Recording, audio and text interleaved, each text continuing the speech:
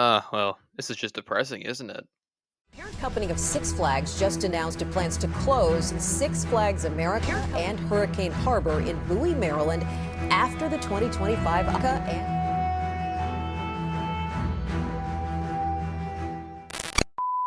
Welcome, one and all, to Downfall of a Park, a series detailing the history of the countless parks across the world that failed or that have closed in recent memory. From parks that never made it out of the drawing boards to longtime local favorites, if there is a park that failed, you bet your ass I'll talk about it at some point. And the first episode is a very special episode indeed, as it's not every day you see a longtime park just close down forever. If you have been keeping up with the music industry ever since like May, you'd know that Six Flags America, one of 15 legacy Six Flags parks and one of 26 in the current mega chain, was announced to close down forever at the end of the 2025 season. And now, the park has indeed been closed for good for about a month and a half now.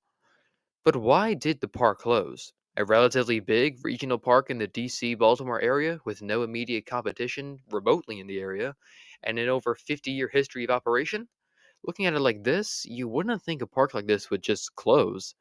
But as will later be discussed in depth, Six Flags America struggled regularly with attendance, reputation, and investments, especially within the past 2 decades or so.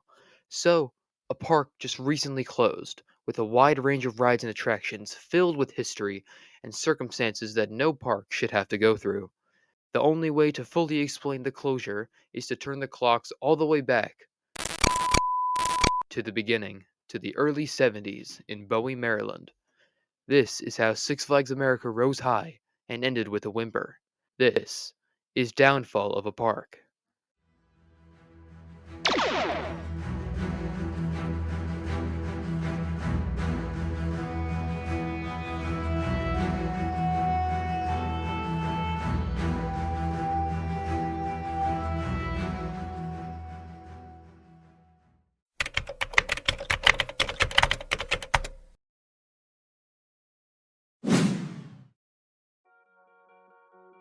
Our tale of woe and misfortune begins in June of 1971 with two brothers, Frank and William Stevenson, two Irish animal trainers looking to strike it big.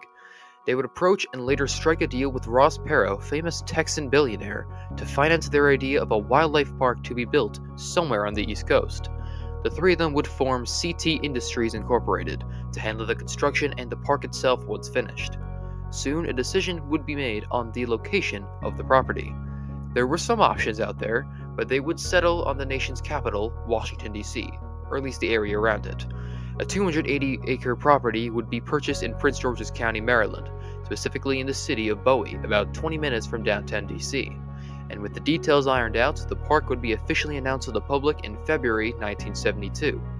Although the park would change hands very soon, ABC's Scenic and Wildlife Attractions Division would take control over the plans of the park and would even begin to negotiate for another 125 acres of land in 1973.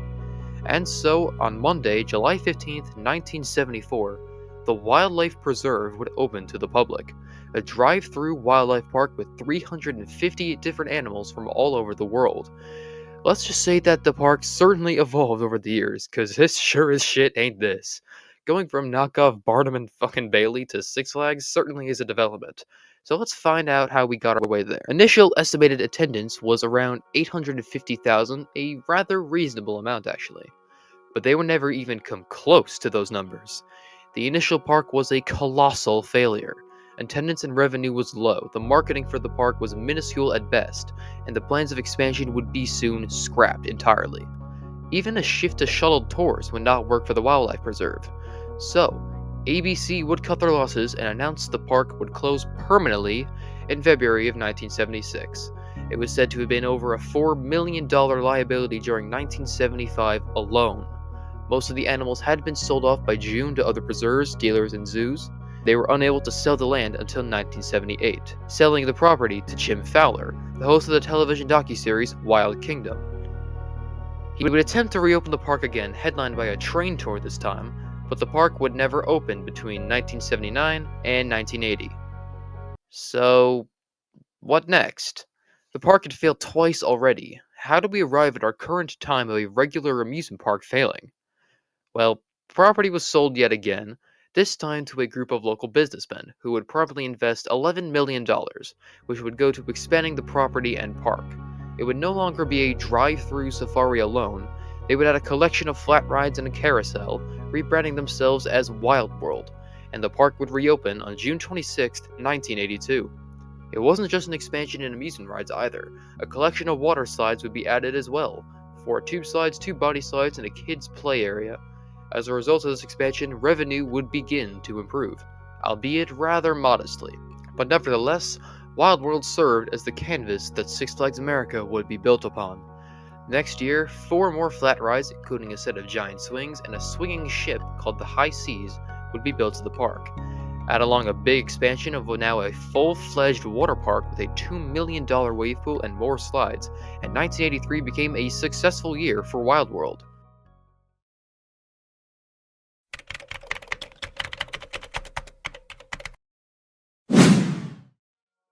Later in the season, there would be a shift in their animal attractions and how they would handle them.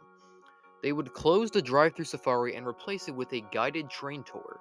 The train would take guests through the animal exhibits and stop at what they called Safari Village, an area with animal encounters such as elephant, camel, and pony rides, a petting zoo, and other miscellaneous shops and attractions, including a crowd favorite, the Guess Your Age and Weight game, that would later be moved to the main park. What? Oh, how theme park entertainment has changed. Although this would be short lived, as the animals would be sold by the end of the 1983 season. 1984 would mark a shift in the park's focus, removing much of their dry rides into storage and attempting to operate mostly as a water park, adding a stadium and several new slides. The park would actually become very successful on hot days, acting as the region's major water park, but as they really should have expected being in Maryland, did not perform as well on cooler days. Due to this fact, the rides would be brought back in 1985, and Wild World yet again became a hybrid amusement and water park. Although, their expansion plans were just beginning. Wild World would soon set their eyes on a headlining attraction, a massive wooden roller coaster to define their skyline. However, it would not be from the ground up, rather, a relocation. The park could not afford to build a wooden coaster from scratch, and there was some fierce opposition from locals for it as well. But during 1985, a park in the middle of Pennsylvania called Canobie purchased and received a relocated wooden coaster from Texas and reopened it as the Phoenix, which would receive rave reviews and remains to this day as one of the country's best wooden roller coasters. Inspired by this, Wild World management began to search for wooden coasters on the market if there was any, and they would find one. Paragon Park was a Massachusetts park home to a large PTC wooden coaster from 1914, the Giant Coaster. After the park's closure in 1984, the ride suddenly became available. And so, the Giant Coaster was bought by Wild World, and the park now had a headlining roller coaster. Now dubbed the Wild One, it received a major refurbishment and opened in 1986 on the site of the former animal park. The coaster received rave reviews from the public and would thrill riders for decades. It's really impressive to relocate a wooden coaster at all, let alone back in 1986, so hats off, Wild World. The park would also open a kids' coaster to complement Wild One during 1986. Wild World was now a full-fledged amusement park. Consistent expansion would occur over the next couple of years with a new lazy river and a family raft slide in the water park, and various carnival-style flat rides in the dry park. Although it did look like the park was on the rise, issues began to come out of the woodwork.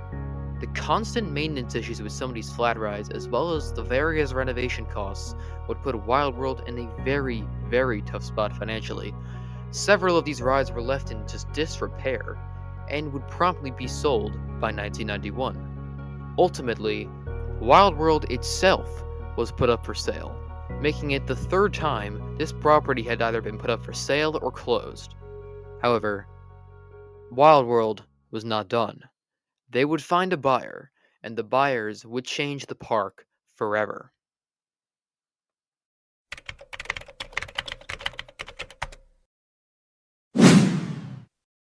Tierco Group Incorporated, a real estate firm and owners of the Wild West theme park Frontier City in Oklahoma City, would purchase Wild World in 1992. Tierco Group, later known as Premier Parks, remember that it's important, would begin to heavily invest into the park, immediately adding a collection of kids' rides and flat rides in their first year of ownership to replace the ones that were sold, the ones in disrepair. They would also invest $500,000 to remodel and renovate the park, much in the vein of Frontier City. The next year, Tierco would purchase the Upper Sail Lightning Loops, two aerodynamic launched loop coasters from Six Flags Great Adventure. They would send one of the tracks to Frontier City, operating to this day as Diamondback, and the other to Wild World, now named Python, becoming the third coaster at the park in 1993. Shipwreck Falls, a Hopkins shoot-to-shoot, was also added in 1993 as another water ride. The newly rebranded Premier Parks would also then rebrand Wild World, now called Adventure World, and the investments would not slow down in the slightest. Even more flat rides would be added in 1994, and the park was starting to gain a very favorable reputation by the public as a place for families to enjoy the day. For the third year in a row, Adventure World will be dubbed the most improved amusement park in the country by Inside Track magazine, and for a good reason. The park had a wide variety of flat rides, an expansive water park, and two headlining coasters in Wild One and Python, and there was soon to be a third. 1995 would bring the park's largest coaster to date, Mind Eraser, a Vekoma suspended looping coaster in a new expansion of the park. Standing 109 feet tall with 5 inversions, it became one of Maryland's top coasters, although it would infamously age poorly and grow a reputation as one of the worst coasters in America, much like others of its model. The thrill rides would keep on coming, however, with the Tower of Doom in 1996 and Typhoon Sea Coaster in 1997. Tower of Doom was an intimate drop tower standing 140 feet tall, while Typhoon Sea Coaster was a hybrid log flume and roller coaster with various drops and water elements weaving through the structure of Wild One. With this recent focus on thrill rides and expansion, Adventure World continued to become a top regional park and DC's major amusement destination. And with the refurb of the water park in 1997, this fact continued to ring true. Tierco had completely revitalized the property, but things for Adventure World and the rest of the entire American amusement industry would change forever in 1998, with one fateful decision. That decision? Premier Parks frickin' buying Six Flags. What? What the fuck?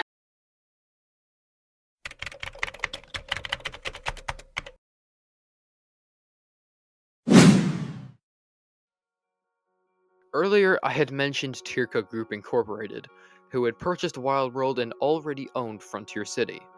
Seeing how well these parks are doing, they knew they could make it big. So as those two parks developed, they were in the midst of their own rapid portfolio expansion, rebranding as Premier Parks. On August 16, 1995, Premier would acquire 3 parks from Funtime Inc. Geauga Lake near Cleveland, Ohio, Wyandot Lake in Columbus, Ohio, and Darien Lake near Buffalo, New York. They like their lakes, don't they? Suddenly, the company now owned 5 parks instead of 2, all across the country, but they weren't done yet. The company then went public in June of 1996 and would acquire even more properties. The Great Escape near Lake George was acquired on August 27th, and Illich Gardens in Denver was bought in September. Riverside Park in Massachusetts was bought in December. No, we're not done yet. Marine World in the Bay Area would go under Premier operation in mid-1997. Then Premier would buy the lease for Kentucky Kingdom in Louisville from Paul Hart for $64 million, with the deal closing on November 7th. Premier would then take over operations of Texas Flag Incorporated, the owners of Six Flags over Texas. And finally, Premier would enter the European market, purchasing much of the Walibi Group, adding 6 parks to their portfolio: Walibi Wavre and Bellewaerde in Belgium, Walibi Flevo in the Netherlands, and Walibi Aquitaine, Walibi Schrumpf, and Walibi Rhone Alps in France. God, I butchered those so bad. I am so sorry. The deal would close in 1998 for these parks, and suddenly, in a span of a couple years, Premier Parks went from a small American real estate/amusement park company to one of the largest chains in the entire industry. And still, they were not done yet, Because why stop at 16 parks and being one of the biggest when you can get 7 more and be the biggest? So, on February 10th, 1998, a bombshell report dropped. Time Warner had sold their stakes in Six Flags Entertainment to Premier Parks for $1.86 billion, with the deal closing on April 1st. And just like that, Six Flags / Premier Parks became the amusement park chain. Quickly, Premier would take advantage of the brand recognition of Six Flags, rebranding much of their parks to a form of Six Flags. Kentucky Kingdom was now Six Flags Kentucky Kingdom. Elitch Gardens was now Six Flags Elitch Gardens. Darien Lake, Six Flags Darien Lake. Geauga Lake, Six Flags Ohio. Riverside Park, Six Flags New England. And, getting back to the topic of this fucking video, Adventure World was now Six Flags America.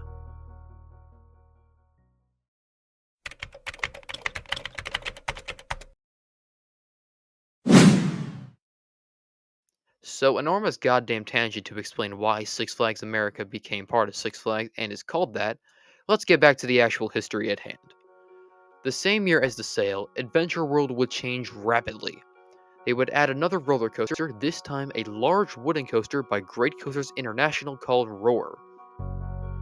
The aforementioned rebrand would occur at the end of the season, and the changes would be swift, making good use of its name. Six Flags America, after being in DC and all, would start to lean into the America part of its name, dividing parts of the park into different sections about the country. These areas were Main Street 1776, Chesapeake, Old Boston, Southwest Territory, and Coyote Creek, all representing parts of the United States, although there were 2 other areas added to the park with the rebrand. One of the major parts of the Six Flags brand, of course, was the Warner Brothers IP held by the company, and they were swift to add them to Six Flags America.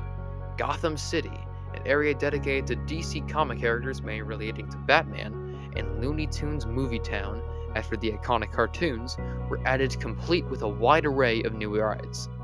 The Joker comes to Washington.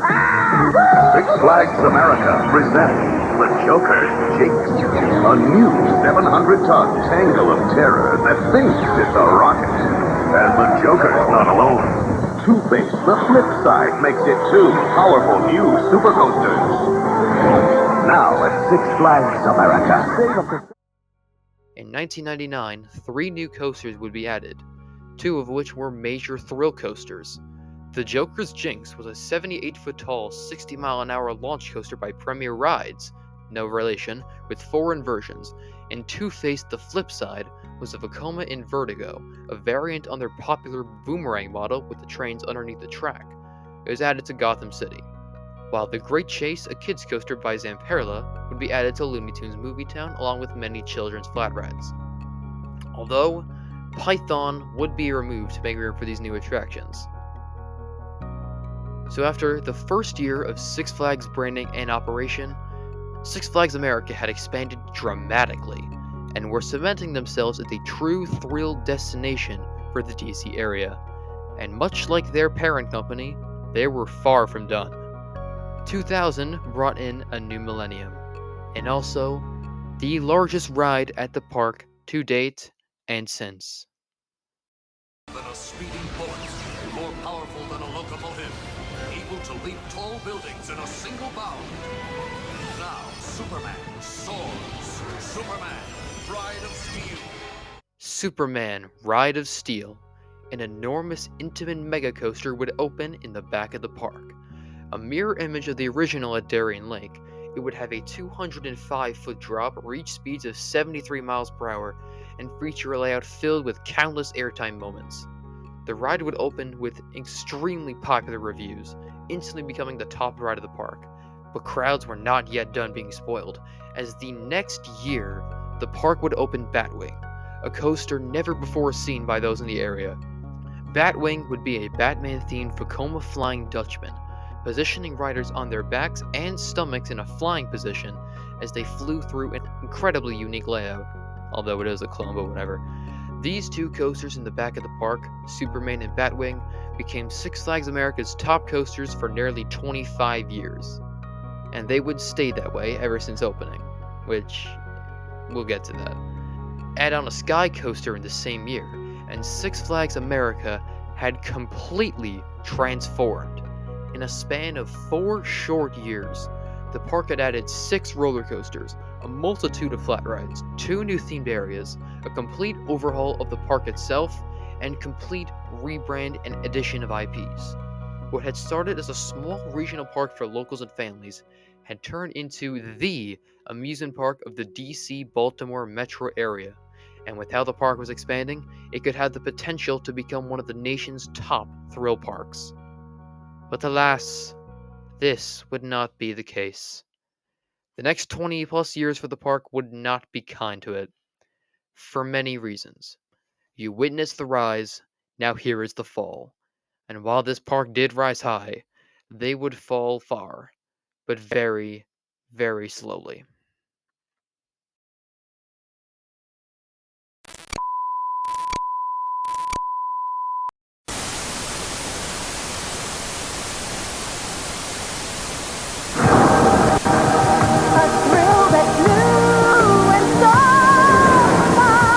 We still can't believe that Washington has a Six Flags. They have 2 sleeping coasters. The Batman Fun Show is incredible. Wow. Looney Tunes Movie Town is just great. Yeah. And it's where bugs live. Can I live here? Six Flags America rocks. Nice place you have here. Save up to $7 on Six Flags America.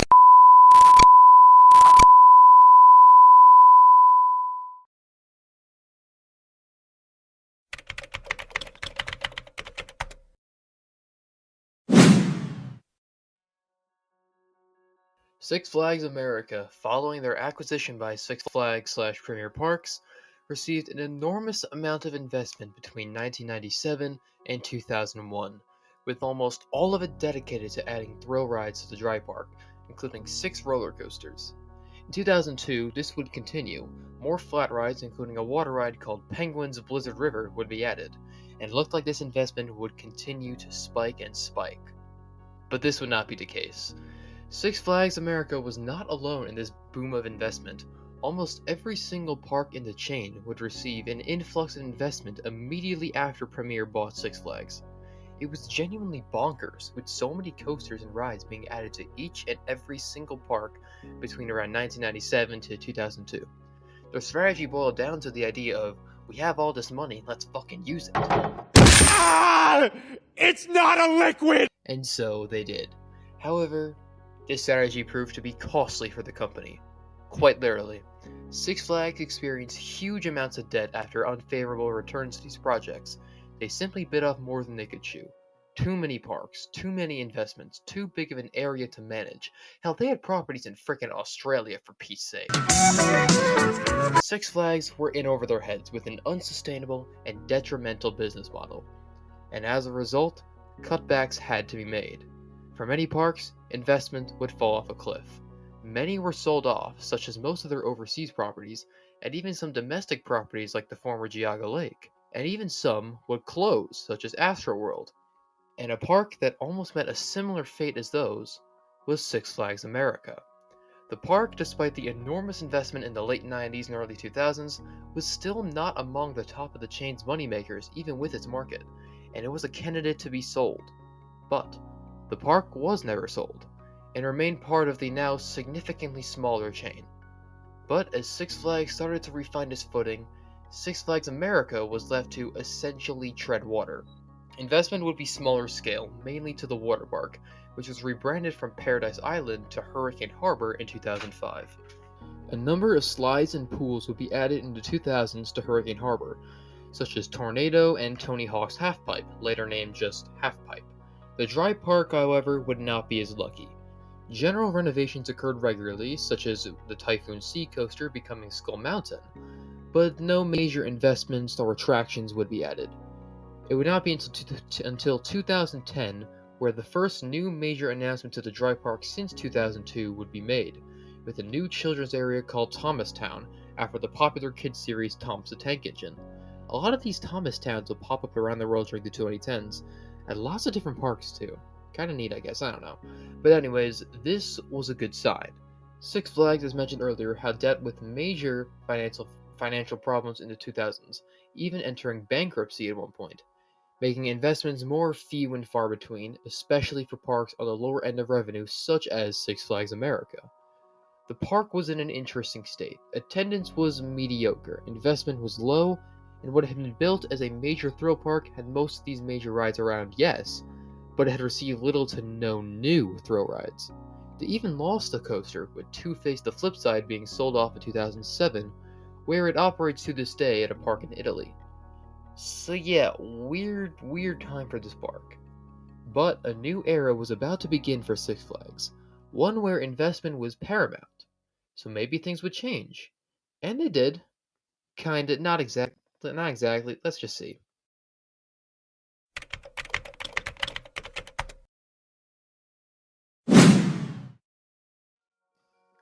In late 2010, Six Flags got rid of all non-Warner Brothers IPs, making the new Thomastown have to be rebranded to Whistle Stop Park, keeping the train theme just without the marketable characters. Real sneaky Six Flags, well done, way to be cheap as always. Six Flags also entered a new business strategy, more importantly, where every park in the chain would receive a new investment of some fashion. Essentially a really toned down version of their pre-bankruptcy strategy. Six Flags America got their first investment of this era in 2012, but not without losing a ride.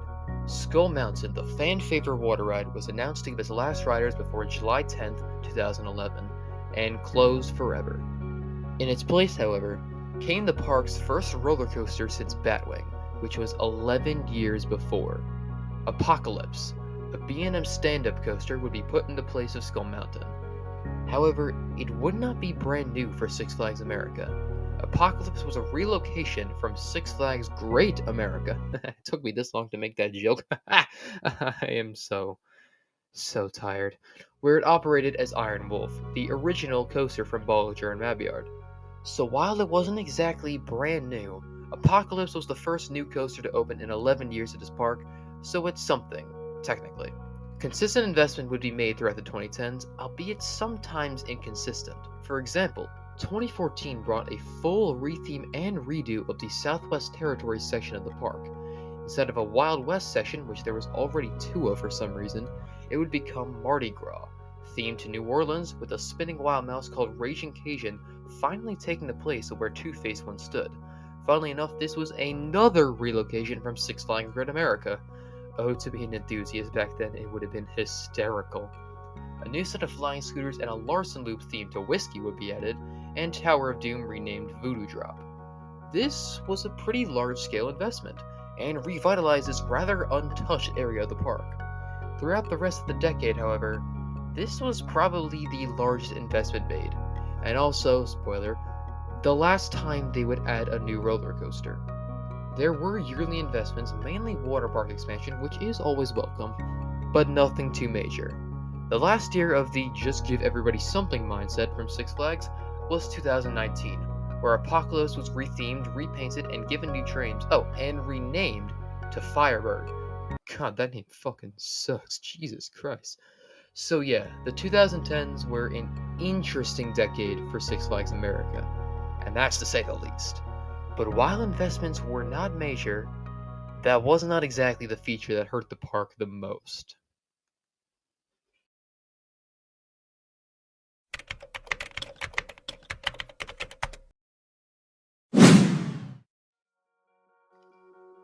The park's image would decline year by year ever since the Six Flags purchase. What once was really a family park getting by as a rather independent operation rapidly turned into a thrill destination for Washington, and slowly but steadily struggled to tread water as a lower importance park in the corporation.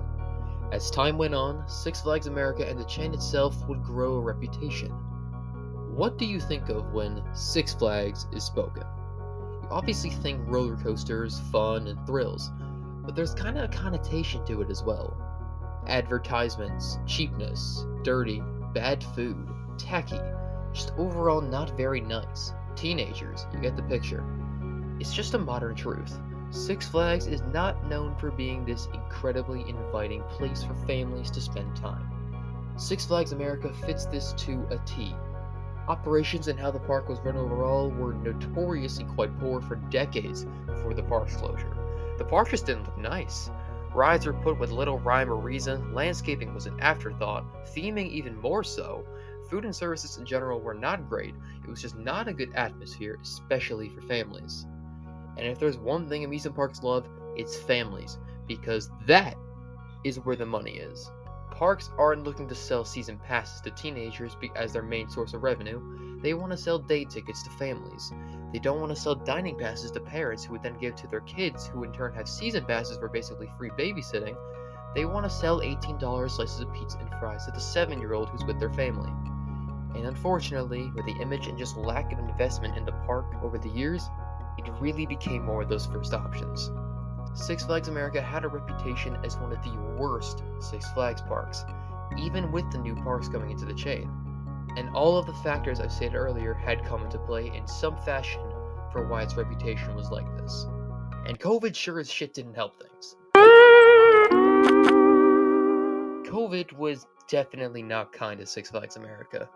The park was already relatively struggling with attendance and even making ends meet, so a global pandemic was definitely not ideal in fixing this.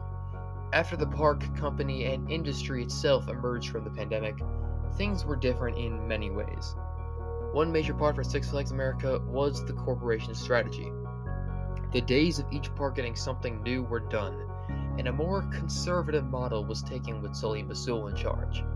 So now, after an era with already small, albeit consistent investment, it was about to get slow for Six Flags America. The only real investment made was a revamp of the Coyote Creek into Steamtown, converting the Wild West area to a steampunk-themed town, adding a Zamparian Nebulas, redoing the old Mind Racer into Professor Screamore Skywinder, and retheming the Rapid Ride to Quantum Canyon Rapids, as well as just an overall redo of the buildings and shops. From what I had seen and from what people had said, it was actually pretty well done, and yet it was all for naught. This area would only exist for just over a year, as now we reach the end times.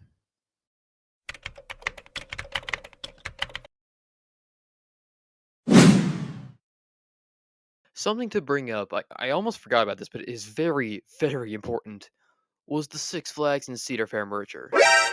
Now, when this happened, it was like a nuke was set off in the industry. The two biggest North American amusement park chains had combined into one, making a 26 park mega company. But knowing what had happened to the original Six Flags mega chain, there was a lingering thought among some, and I, that some parks would be sold or even closed. It was simply too big a portfolio to feasibly run. Hell, they said basically this at their first quarterly earnings report. Now, they didn't have to merge. I think it would have been great if they didn't. We might still have King the Ka if they didn't. I'm kidding. Ka was probably going to close anyways, whatever. But Six Flags America would likely still be around.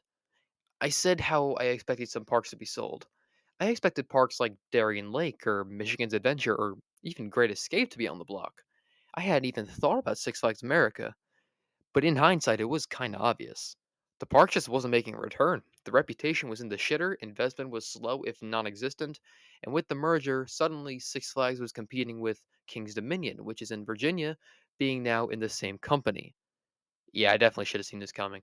But still, when May 1st, 2025 rolled around, it was surprising to see that yes, Six Flags America will be closed forever.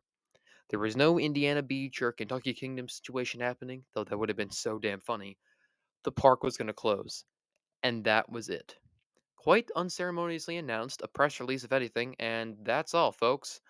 November 2nd will be the last day, so it did give people time to go to the park again before it closed, unlike some park I know. And we all entered a weird collective psyche where we all had to go to Six Flags America, despite never really caring about it before the announcement. I guess you never really miss it until it's gone. Insert passenger song. But yeah, that ends the story for Six Flags America. Hurricane Harbor closed on September 6th, and the dry park closed November 2nd. And people came out in numbers for that final day. It was honestly great to see. It's just always really sad to see a park close, because it was always someone's home park, where someone's favorite ride is, where someone made great memories, where someone worked, where someone grew up visiting, where someone adored to be at.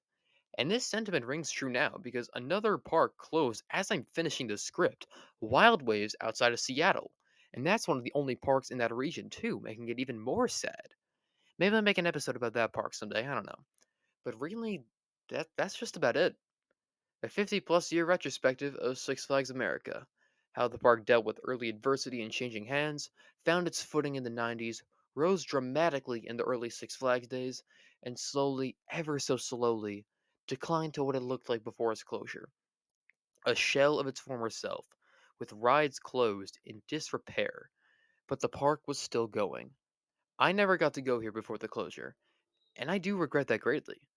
I likely will never experience Wild One, Superman, Batwing, or any of the rides and coasters at this park, ever. And neither will any locals or those who love this park again, which is really the reason why I'm making this series. To eulogize these parks, albeit really late in some future cases, but don't worry about that, and really try to get a feel of what it was like there, and for others who haven't been to these parks. So, I think that will just about conclude episode 1 of Downfall of a Park, a tale of how some parks really shouldn't rise to enormous heights.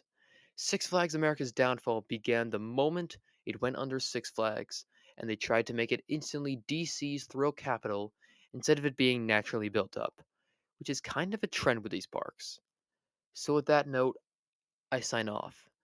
I bid you all a happy holidays. Zimmerman strikes again, baby! You can't keep getting away with it!